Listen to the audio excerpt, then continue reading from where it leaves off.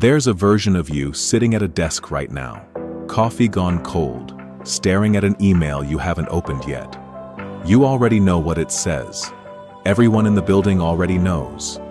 And in about 4 seconds, you're going to open it anyway. Why would anyone do that to themselves? Because it already happened to real people. In the spring of 2000, a public records request forced California's university system to publish something nobody had ever seen in one place before: the exact salary of every single employee next to their name. By lunchtime, 300,000 people were staring at spreadsheets they couldn't unsee. Some closed the email and went back to work like nothing happened. Some closed their office door instead. Here's the detail that made economists sit up. The people who discovered they earned less than the median for their job, their satisfaction collapsed almost overnight. Some started updating resumes that same week. So the people who discovered they earned more must have felt fantastic, right? Wrong. Nothing. No matching wave of happiness. Barely a flicker. Same spreadsheet, same information, completely different weight, depending on which side of the number you landed on. Ask most people why, and you'll get the same answer in under 3 seconds. Envy. Somebody sees a bigger number. Jealousy does the rest. Case closed. Except envy doesn't explain the imbalance. If this were only jealousy, the people above the median should have felt at least a little smug. They didn't. So what if the story was never really about money at all? Picture a tool sitting quietly inside your skull. It never sleeps. It never stops asking one question: where do I stand? Not against some ideal out there in the world, against the people around you, right now, today. You didn't install this tool. You were born with it already running. Now picture where it was actually built to run. A fire. A cluster of shelters. Maybe 150 faces you'd know anywhere, whose bad harvest or lucky hunt you could actually track. When that inner tool whispered, "You're falling behind," it meant something you could act on. Work harder tomorrow. Mend things with the man who was still angry at you. The comparison had an edge back then. It stopped somewhere. So what changed? Open your phone. 9 at night. Thumb moving before you've even decided to pick it up. A wedding on Instagram, lit like a film set. A LinkedIn post. Thrilled to announce my promotion. A TikTok of a stranger's stomach muscles, filmed at the one angle built to make you put your fork down. Swipe. Someone on a dating app who looks like they've never had an awkward Tuesday in their life. None of these people are in your tribe. You will never sit across from them at a fire. And yet, somewhere in your chest, the same ancient alarm goes off exactly as if a manager had just told you, out loud, that you were falling behind. So which is it? Is your brain simply broken by all of this? Or is it doing precisely what it was built to do, aimed at a target it was never designed to hold? Here's where an anthropologist named Dunbar comes in. He spent years studying primate brains and the size of the groups they could actually track as real individuals. His number, roughly 150, kept turning up in strange places. A Neolithic village, a Roman army unit. Even, oddly, the number of names on the average Christmas card list today. Whatever the exact figure, one pattern is hard to argue with. There seems to be a ceiling on how many people a human brain can hold as real, remembered rivals. A comparison target used to have to earn its way inside that circle. You couldn't be quietly crushed by a stranger you'd never met. So here's the obvious guess. Bigger online network, worse the damage, right? Researchers went looking for exactly that. And what they found ran almost backwards. When a person's online circle stayed close to that old tribal size, heavy use tracked with lower self-esteem, exactly like you'd expect. But once a network ballooned into the thousands, the effect vanished.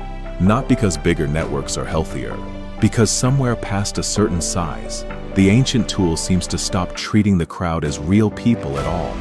It stops comparing. It just becomes noise.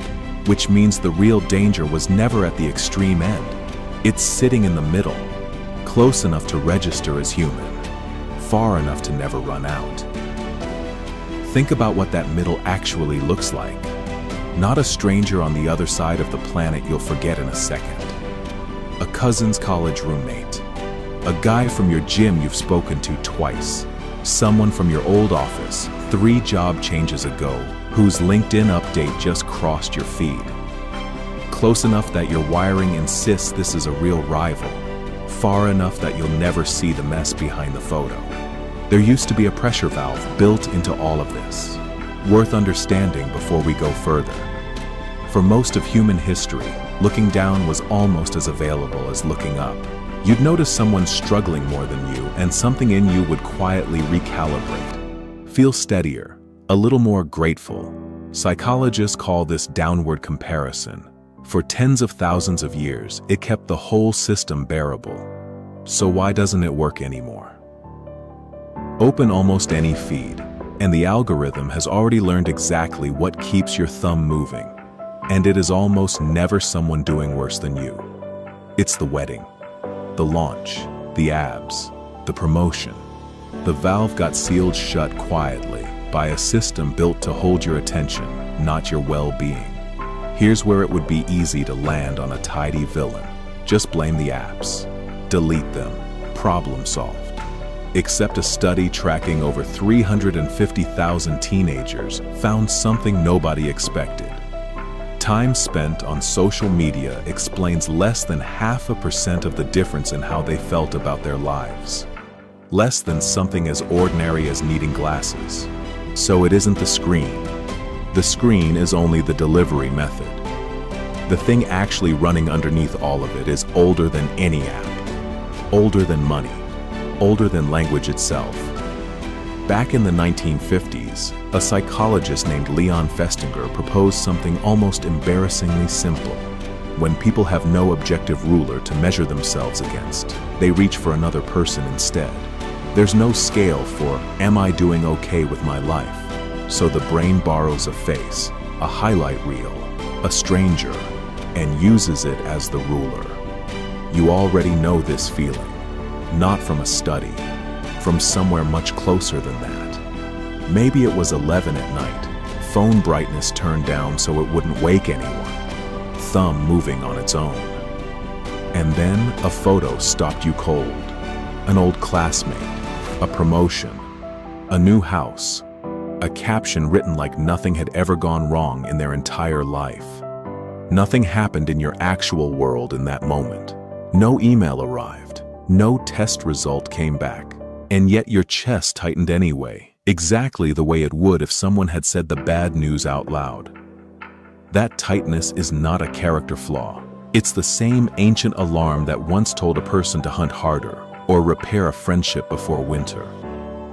The alarm did its job exactly as designed. It simply had no way of knowing the person in the photo isn't in your tribe and was shown to you specifically because they represent a version of life engineered to look unreachable. Here's a question worth sitting with.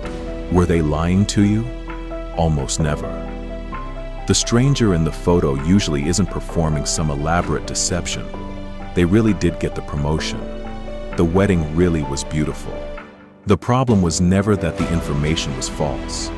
The problem is that one true, good moment lifted out of someone's entire complicated life and dropped in front of a tool built to size up rivals will always read as a verdict on your own life, whether it was ever meant as one or not. So maybe comparison isn't some modern sickness we invented after all. Comparison is ancient. For most of human history, it was useful precisely because it had limits. It told you where you stood among the only people who mattered, and then it stopped because there was nowhere else to look. What changed isn't your mind. What changed is that the looking never has to stop. There's something almost forgiving in that. You are not weak for feeling flattened by a stranger's vacation photos, or a LinkedIn post from someone you barely remember, or a dating app profile that looks curated by a studio. You are running a perfectly good instrument, built for a village of 150 on a planet of 8 billion. So what do you actually do with that? Not silence the tool. You can't. It's wired in too deep for that. Give it back an edge instead. The way people once left a struggling camp for a better one, you can leave a feed. Mute the account that quietly costs you an evening every time it appears. Leave the group chat that only exists to broadcast other people's wins. Choose, on purpose, who gets to stand inside your 150. Because right now, an algorithm is making that choice for you, and it did not make it with your well-being in mind. This isn't the same as being told to simply feel grateful, as if a few deep breaths could switch off something that took hundreds of thousands of years to build. The tool doesn't turn off, but it can be handed a smaller, truer room to work in. The same brain that spirals looking at an engineered stranger will calm down almost immediately around 3 or 4 people who actually know your ordinary Tuesdays, the bad ones included. That isn't a coping trick. It's just giving the instrument back the size it was calibrated for in the first place. Back in that California office, years after the salary list went public, most people stopped checking it. Not because they'd made peace with the number, because they'd quietly understood something the number could never tell them. The ruler was never really about the money. It was about who they'd let hold it. And once you see that, the feed on your phone looks a little different too. Not less bright, not less endless, just smaller than it was pretending to be. But here's the part still left standing open. If a stranger's highlight reel can wreck an evening, what happens the day the person you can't stop comparing yourself to isn't a stranger at all? It's the version of you that you were supposed to become by now.